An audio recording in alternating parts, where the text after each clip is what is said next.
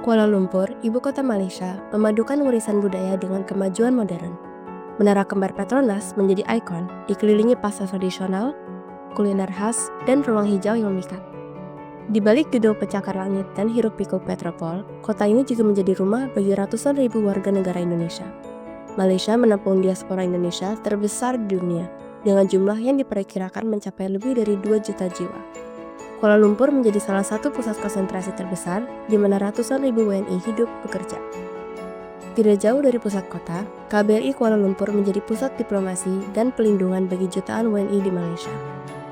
KBRI Kuala Lumpur merupakan kedutaan besar Indonesia yang paling besar di seluruh dunia jika kita lihat dari jumlah pegawai yang bekerja di sini, yang mencapai kurang lebih sekitar 220 orang yang terdiri dari para diplomat dan juga pegawai lokal staf.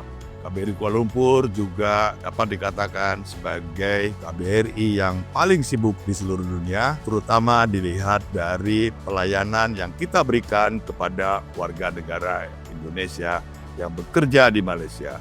Ditambah lagi dengan tingginya intensitas kunjungan kedua negara, baik di bidang sosial, ekonomi, politik, pertahanan maupun kepolisian. Selain itu, KBRI Kuala Lumpur juga sering dikatakan sebagai KBRI yang paling banyak masalah. Ini disebabkan karena besarnya jumlah pekerja Indonesia yang ada di Malaysia. Kalau kita lihat data pekerja Indonesia di Malaysia sebelum COVID-19 itu mencapai sekitar 2,75 sampai dengan 3 juta orang yang ada di sini. Namun demikian, kalau kita lihat data statistik terakhir, jumlah pekerja yang ada di Malaysia sudah jauh mengalami penurunan. Pekerja Indonesia yang memiliki izin tinggal atau izin kerja di Malaysia sebelum COVID itu sekitar 1,2 juta orang. Namun data statistik terakhir, yaitu bulan Juni 2025, datanya sudah turun menjadi 543.000 orang. Selain itu, jumlah pekerja yang dikategorikan undocumented saya kira juga sudah mengalami penurunan. Ya, sekarang ini kalau saya perkirakan sekitar 900 atau maksimum 1 juta orang saja.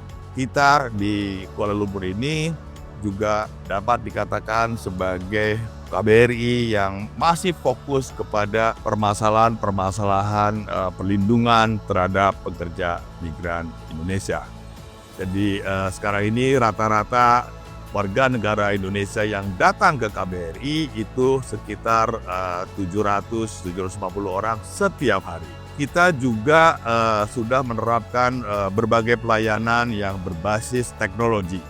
Misalkan untuk urusan-urusan ketenagakerjaan, semua sudah dengan IT, sudah dengan online system. Kita juga sudah terintegrasi dengan seluruh perwakilan Indonesia di Malaysia untuk pelayanan-pelayanan yang sifatnya kekonsuleran. Sekarang ini kita fokus untuk memberikan akses pendidikan kepada anak-anak pekerja migran Indonesia. Sebagai contoh, kita di sini ada 3 standar belajar yang menyediakan pendidikan untuk anak-anak pekerja migran. Sekarang ini jumlahnya sudah 76 standar belajar yang dapat menampung sekitar 2.500 anak-anak pekerja migran. Ini program yang sedang kita galakan mengingat jumlah anak-anak pekerja migran yang selama ini tidak memiliki akses pendidikan, alhamdulillah sekarang sudah semakin banyak yang bersekolah. Cara ini sedang memperluas sekolah Indonesia di Kuala Lumpur sehingga mampu menampung lebih banyak anak-anak pekerja migran yang ada di Malaysia. Dalam penerimaan murid terakhir, itu 80% murid yang diterima sekolah Indonesia di Kuala Lumpur itu sudah anak-anak dari pekerja migran. Sebelumnya hanya sedikit, tidak lebih dari 10% anak pekerja migran yang dapat sekolah di Sekolah Indonesia Kuala Lumpur. Jadi ini yang kita kerjakan dan ini semua kita kerjakan dengan bekerja sama dengan ormas-ormas yang ada di Malaysia. Jadi yang menyelenggarakan standar belajar itu semua adalah ormas-ormas yang kita bina untuk sama-sama memberikan akses pendidikan kepada anak-anak pekerja migran.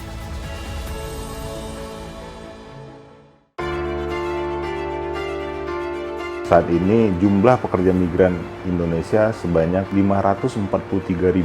Dulu mungkin 10 tahun yang lalu Malaysia identik dengan domestic workers. Saat ini domestic workers bukan lagi hal yang dominan. Saat ini yang tertinggi itu adalah di sektor perkebunan 32,61%, kemudian konstruksi itu 21%, kemudian manufacturing lebih kurang 14,7%, dan services atau jasa sebanyak 9,30%. Sedangkan domestic workers itu sebesar 11,45%.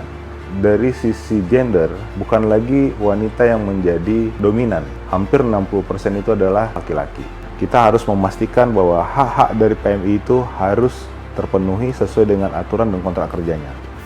Kita lakukan pembinaan sebelum mereka pulang ke Indonesia. Jadi kita bisa melakukan training untuk PMI wanita, bagaimana mereka bisa belajar merias wajah sehingga menjadi bekal mereka pada saat dia pulang. Misalnya pelatihan singkat, potong rambut bagi yang cowok, sehingga itu bisa diimplementasikan langsung seandainya tidak bekerja lagi, tidak memperpanjang kontrak, sehingga mereka bisa mandiri pada saat mereka kembali ke Indonesia. Kami juga siap sedia dengan pemberian lawyer ya, pasti untuk hukuman mati. Non hukuman mati pun KBRI Kuala Lumpur juga menyediakan lawyer bagi PMI kita yang memerlukan, khususnya untuk gaji yang bertahun-tahun tidak diberikan. Kami selalu berjuang semaksimal mungkin di pengadilan. Salah satu tantangan utama bagi KBRI Kuala Lumpur untuk memberikan pelindungan hukum bagi WNI adalah jumlah warga negara Indonesia yang tidak memiliki dokumen identitas kewarganegaraan sangat banyak. Tahun 2022, KBRI Kuala Lumpur telah melakukan penegasan status kewarganegaraan terhadap 49.135 pemohon. Kemudian untuk laporan kehilangan kewarganegaraan, kami juga telah menerbitkan sebanyak 2.800 surat keterangan kehilangan kewarganegaraan Indonesia dari atas hukum KBRI Kuala Lumpur. Dalam menjalankan tugas dan fungsinya, KBRI Kuala Lumpur bekerja sama dengan berbagai pihak, termasuk organisasi masyarakat di Malaysia, salah satunya yaitu Serikat Buruh Migran Indonesia. Menangani kasus seperti PMI, terutama PRT ya, pengaduan masalah gaji tidak dibayar dan tidak betah kerja, dan mereka minta bantuan ke SBMI untuk menyelamatkan mereka, dan misalnya kalau tidak bisa kami tangani sendiri, kami berkoordinasi dengan pihak kedutaan. Sekarang pihak kedutaan banyak membantu dari segi kasus yang kami tangani. Selain fokus pada tugas perlindungan WNI, KBRI Kuala Lumpur hadir melayani WNI di Malaysia, mulai dari layanan paspor dan visa, layanan konsuleran seperti legalisasi dokumen, dan layanan kependudukan serta pendidikan. Layanan kekonsuleran di KBRI Kuala Lumpur ini kita melayani untuk pembuatan legalisir dokumen bisnis dan non-bisnis, surat keterangan untuk SIM, kelahiran, kematian, menikah, cerai, rujuk, juga ada surat pindah barang, surat kuasa, certified true copy, SIM signature, visa diplomatik, dan visa dinas. Untuk tahun ini, Januari sampai Agustus 2025, kami telah melayani pembuatan dokumen sebanyak 24.000 dokumen. Sementara untuk tahun lalu, Januari sampai Agustus 2024, kami melayani pembuatan dokumen sebanyak 36.000. KBRI Kuala Lumpur juga memberikan informasi seluas-luasnya melalui berbagai platform media sosial, yaitu Facebook, Instagram, dan YouTube. Dalam hal ini, Bapak Duta Besar juga secara aktif hadir dalam podcast untuk mendiseminasikan dan menjembatani informasi kepada para warga negara Indonesia yang berada di Malaysia. Halo, nama saya Marta Yufa. Hari ini datang ke KBRI Indonesia di Kuala Lumpur untuk mengurus urusan pengesahan buku nikah karena saya menikah dengan warga negara Malaysia. Saya warga negara Indonesia. Menurut saya pelayanannya cukup cepat. Saya datang tepat waktu sebelum 15 menit sebelum jam 9, dan pas jam 9 semua loket sudah terbuka, dan saya hanya menunggu 15 sampai 25 menit dan saya sudah dipanggil, dan pengurusannya lumayan cepat dan semua informasinya jelas, dan nanti saya akan kembali lagi untuk mengambil hasilnya, dan itu menurut saya sangat memudahkan. Layanan lain yang juga diberikan KBRI KL adalah layanan terkait imigrasi. Atas imigrasi di KBRI Kuala Lumpur mempunyai beberapa fungsi, tugas dan fungsi, yaitu untuk pelayanan paspor dan SPLP. Rata-rata kita memberikan pelayanan paspor dan SPLP sehari itu lebih kurang 500 pada saat ini. Ini tentunya sesuai dengan situasi dan kondisi kebutuhan serta kebijakan dari pemerintah Malaysia untuk memberikan izin kepada warga negara kita. Namun untuk tahun ini rata-rata SPLP dan paspor totalnya lebih kurang 500. Untuk statistik pelayanan per hari lebih kurang 500.